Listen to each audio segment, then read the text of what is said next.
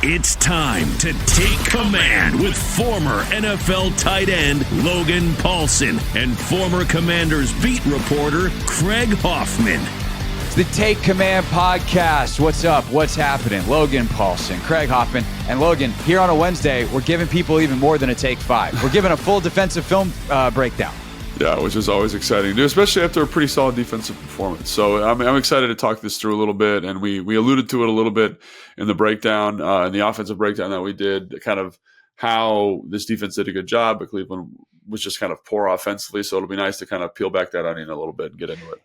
Yeah, for sure. One thing that we talked about in the offense is I feel like Cliff at some point in the game got a really good feel for what Jim Schwartz wanted to do. And obviously he and Jaden are on the same page. They go out and they do a great job. That's a lot harder to do against Jim Schwartz than it is against this Cleveland offense, because boy, is this a bad offense. But you can only take the test that you are given. And Joe Whitt Jr. was all over what this offense wanted to do, took advantage of it. They were able to generate a ton of pressure, 7 sacks on the day. Obviously, a ton more. Like, you had some batted balls. You got a bunch of tackles for loss. Like, there is just so much good stuff for what this defense did. And I think the thing that I take away from it on the biggest picture is, like, this is what this defense can do if they play fast and play confidently. And it's pretty darn good, Logan, when you are fast and confident and you have some of the playmakers a la Frankie Louvu playing at the level they did on Sunday. Yeah, I'm glad you said confident, because I do feel like they were able to take some of the energy and the passion that they had in the Arizona game and carry that to here, because I think you see guys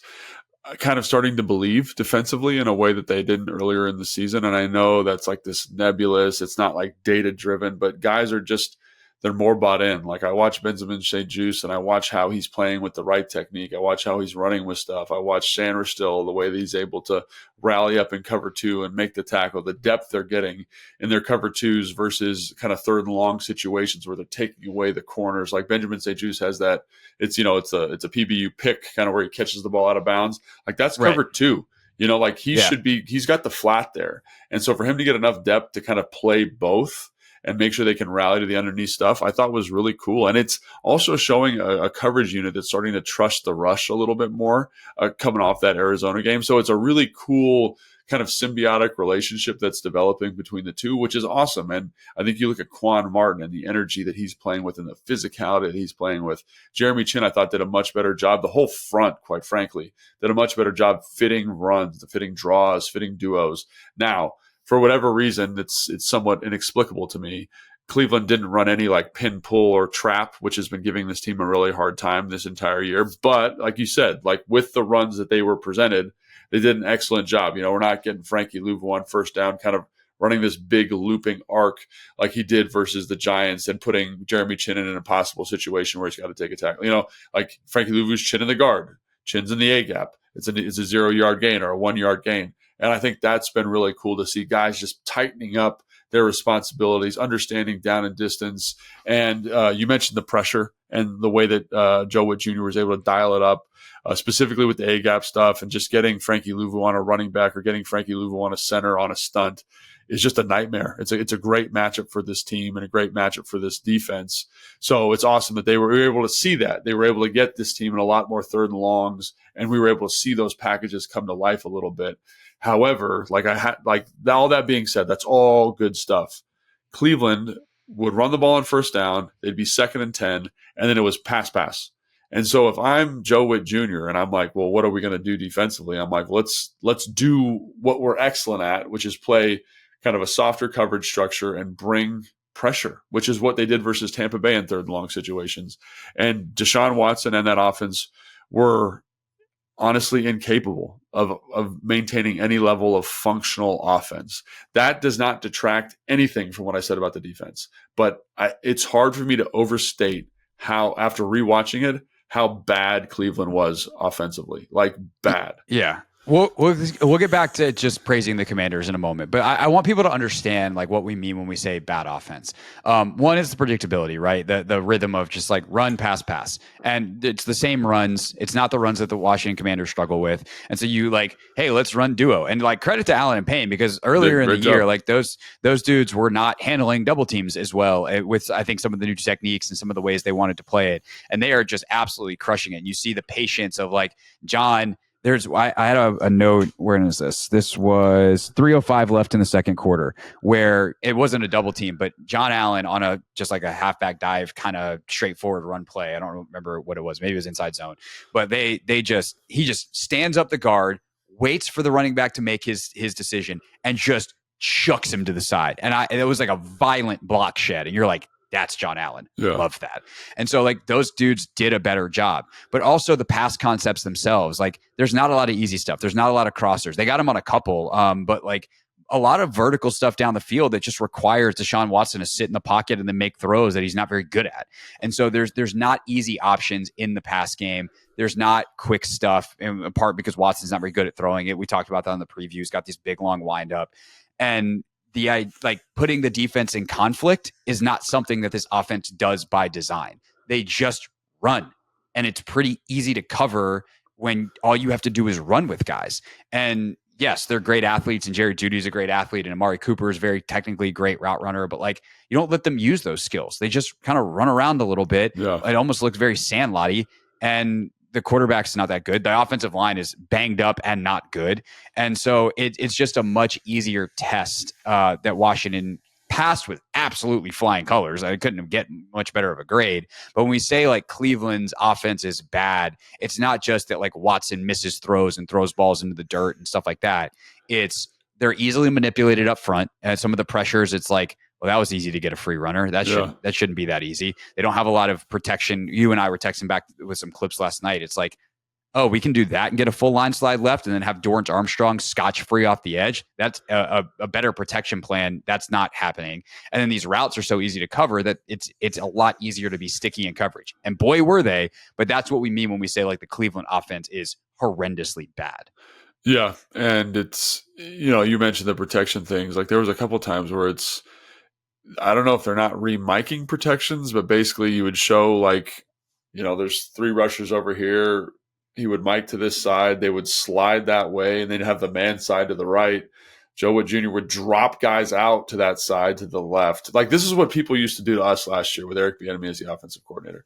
When you're in 5-man protections a lot, and I can dictate slides, I can really manipulate the man side of your protection. So basically what you do is you just bring three to the man side, and you'll have a free runner. And that happened 3 times in the game. Yeah. Like where there's a play in the first quarter where it's a simulated pressure, and Bobby Wagner comes on a blitz from the man side of the protection, and it's a 4-man pressure against a 5-man pro, and Dorrance Armstrong is scotch free off the edge. It's a 4 against 5, and they let the defensive end run free. And by rule on the man side, like that's the rule, like that's how you rule that up. But the problem with that kind of stuff is if you're going to do that a lot, you better be really good at being like, we're not doing that. The slide's going to the right. Like you better be good at identifying protections. And so that's where they didn't have a good protection plan, right? They're in drop back pass way too much. Like everyone talking about the O-line struggling. That O-line was one of the best offensive lines in football last year, even though they were banged up. And obviously Bill Callahan's not there anymore, and all he does to insulate the offensive line from a coaching standpoint. But it's the same people. They are just leveraged in a way that I think Washington Commanders fans are very familiar with. When you throw the ball more than any other team in the NFL, this is the result with the offensive line. And that's what we got. And it's not because they're not talented. It's because I'll tell you, like having done this, the hardest thing to do in the NFL on the offensive side of the football is pass protect. And it's especially hard when the defense knows that it's a passing down because there's no inhibition. I can rush. There's no use of cadence. There's no use of motion. There's no use of anything. And I kind of stopped watching midway through the third quarter because I'm like, I cannot watch any more of this. For how good the Washington Commanders defense is playing and how excellent they're doing, this is maybe the best indictment of this Cleveland offense. They took Jaden Daniels out in an NFL football game with 12 minutes left in the game. I have never heard of that. Dan Quinn believed with every ounce of his being that game was locked up into the fourth quarter with the entire fourth quarter left, because of how poorly the Cleveland offense was playing and because of how well the Commanders defense was playing. So I can't even think of a time that's ever happened, Craig, ever. No, I've seen some guy there. I feel like there was a couple games against Washington at some points when they had just tremendously bad offenses that quarterbacks got pulled. I can never remember one specifically that early. The only other time I can remember a quarterback getting pulled that early was, I think it was the 2015 season, week 17 against Dallas, because they had locked up the division and Kirk had a couple of records to set in the first half and he set them. And then they pulled him at halftime or whatever it was and let Colt play the second half. Like, in an actual competitive game where it's in the middle of a season, nevertheless in October, like, no, that doesn't happen. And like, look around the NFL on Sunday. There's some teams that scored like 24 points in the fourth quarter on Sunday. Right. That wasn't there was zero fear that was going to happen from Dan Quinn, and thus getting Jaden out. Rightfully and so, though. B-Rob, and it wasn't just Jaden. It was like Nick Allegretti got pulled because he's been battling an ankle thing. So like, also kudos to Dan for not being a silly football coach. It's like, we got to play all 60 minutes. It's like, no, like, we're good here. We won. Mission accomplished. Like, let's get our banged up dudes out of here and finish out this game. Yeah, and so let's give the defense their flowers. They did a great job matching concept. They were nice and tight in coverage. When you go back and watch the All-22, there are open runners, there are free runners, but the pressure's there. They're able to get pressure. Dorrance Armstrong did a great job on DeJuan Jones. I thought Duran and John were awesome. Jerzon has a Big pressure. Phil. When they're backed up. They did and I think Frankie Louvu and Bobby Wagner are way better at blitzing together than I ever thought they would be. And the feel of Bobby Wagner, there's a play where there's a little bit of pressure. Bobby's supposed to match the back. It's the interception. The fumble recovery, however that was finally designated. Yeah, fumble recovery by Louvu, but the ball pops up in the air and Frankie snatches it out the air. And so the back comes and picks up the blitzer, right? I think he picks up Frankie, and Bobby matches it. There's a hole there. Deshaun steps up in the hole, and he's like, well, my guy's blitzing, or my guy's in protection. Let me just take this pressure, and goes and makes the sack, and Frankie gets the football. And the instinct there was a draw that they ran where it was a really nice feel of kind of riding the wave of the offense's blocks and kind of being right in the spot he's supposed to be. He just does that all the time. Like Santana had this really funny analogy where he's like the butler from Mr. Deeds. That's an old reference, but he just kind of pops up like whenever you need him to be there. And that's how he plays the game. You see all the instinct, you see all the experience, you see the tenacity of Frankie Louvu on a down to down basis. Like, he just loves playing football. It's excellent watching him. Percy Butler, I mentioned Quan already, the physicality in the secondary. Like, there was a couple times where, they try to throw a quick seam and Quan is running from what feels like 15 yards away, and you see the closing speed to get to the football. And lots of really, really positive plays. Benjamin St. Juste, I thought, did a great job with a PBU, playing his coverage responsibilities. But also, I think if that offense is tweaked a little bit, it just becomes more challenging. But that does not detract from the fact that I cannot think of one person where I was like, man, that's not a really good play. Everyone played well. They played hard. They played with emotion. And again, while it might not be against the best offense of all time, it gives you confidence going into the rest of the season, and confidence for an NFL team is so, so valuable. Yeah, for sure. There's a couple plays where Quan, I'm like, oh, dang, that's a first down. And Quan just comes flying down, makes a tackle. And then you get to the next play, and because you're watching on the All-22, and so you don't have like the yellow line on the field. And you're like, oh, it's 2nd and 7? Yeah. That was only a gain of 3. How did Quan get down there that fast? Right. Like that, when we talk about the speed and physicality, Quan Martin and stuff like that is huge. The other thing I'll say real quick, just to wrap up, one thing that I wanted to touch on / note is the pressures are so much tighter and the games they're playing up front. And that's not only the defensive tackles and defensive ends and John and Duran working together, and John and Duran and the edges working together, and you're starting to see some of these loops and stuff be way tighter and thus getting home. Dude, the timing between Wagner and Louvu is crazy right now, how well they're playing. And it felt like in the first couple of weeks, like maybe Frankie would blitz and Bobby would be the second guy in, and it was this big, long loop, and he's not getting close to the quarterback. Now it's like Frankie is going to go absolutely destroy whoever's in front of him, and Wagner is right. Like, it's a delay, so the timing, they're not running into each other because you need to have that slight offset, and Wagner is right on his hip. So by the time the two blockers, one is getting destroyed by Frankie Louvu, and the other is trying to sort out who he's got as those two guys cross and cause havoc in the protection. and Bobby's already, at the quarterback. Like that, the timing of those pressures has gotten so good. And to your point, I think you said it really well. Like these two dudes are blitzing together better than you could imagine, because guys aren't supposed to be able to be this harmonious when they've only played 4 or 5 games together. Yeah, and I can't wait to see it continue to grow and evolve, and see them get into more third downs and execute at a high level. So, again, this was a fun game to watch offensively and defensively, and again, I'm like kind of disappointed that Cleveland wasn't able to do more, because I wanted to see this version of this defense have someone to like beat up on a little bit, but it was kind of like Cleveland just laid down on the floor and was like, we're okay. And you're like, everyone's ready to go. Like, let's make this thing happen. And they just weren't there for it. May I present to you the Baltimore Ravens? So they are coming next. Real quick, we did want to make sure that before we got out of here, we shout out the special teams, because the energy that they brought, some of the hits. Jeremy McNichols makes one that I think a lot of people have seen by now, but you also want to talk about Nick Bellore, who had a rough start to his Commanders career with those penalties against the Giants, but there is a reason that they brought that dude in and why Larry Izzo wanted him from Seattle. Yeah, and you mentioned McNichols, great job.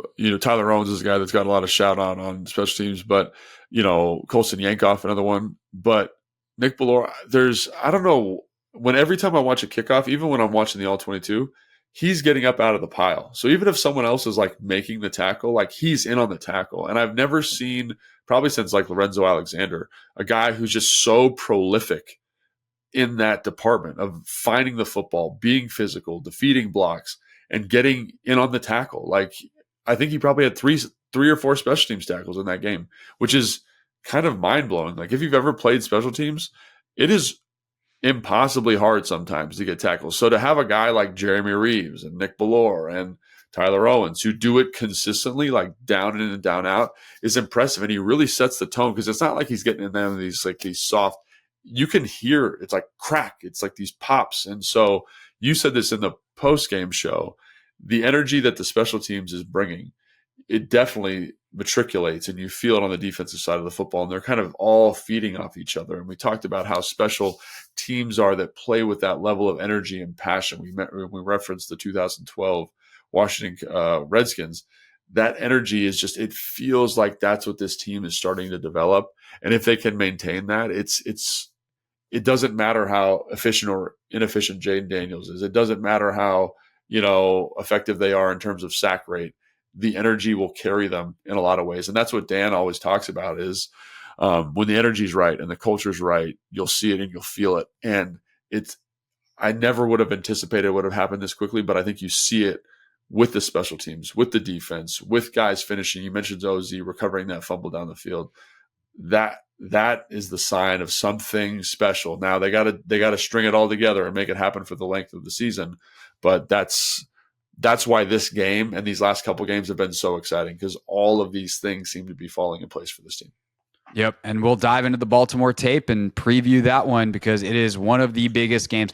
I'm trying to think of when the last game, I guess sometime in the 2020 season as they were fighting for the division. But even then, like, they won the division sub 500, not to take away from, hey, you still get to hang the banner, but it is just different when, like, hey, Nance and Romo are going to be in town. When was the last time those two dudes, or, Burkhardt and, it's been Olsen the past couple of years, but like, when was the last time you got an A crew that you weren't on Monday Night Football? Like, it has been a while. And so to be the game of the week in the NFL, because of your record, because of merit, it's a different thing that this team hasn't had in a long time, and we're really excited to talk about it. We will have our preview for you on Thursday. Of course, we will do a post game. I will not be in Baltimore, Logan, so we'll have the post game show 7:30, typical road game edition. Even though you'll just be driving, you just take a left instead of a right, Baltimore instead of Landover, as you get you're driving on the Beltway. But we'll have a instant reaction show for you on Sunday, and then dive into the tape next week. Going to be a fun week. We'll see what happens. We're talking about on the radio as well. 4 to 7 on the Team 980. You can also check out all Logan's work with the Commanders Command Center and all the other stuff he's doing with them. We appreciate you listening. Subscribe if you made it this far, because, well, you like the show, clearly. And if you haven't yet, now's a good time, because the show is over, and we'll see you next time on Take Command. Thanks for watching this clip of Take Command, which has a brand new home. That's right. You can watch on YouTube at the Team 980. You can also listen to full episodes in the free Odyssey app, which is now enabled with Apple CarPlay. So we'll just, follow you around.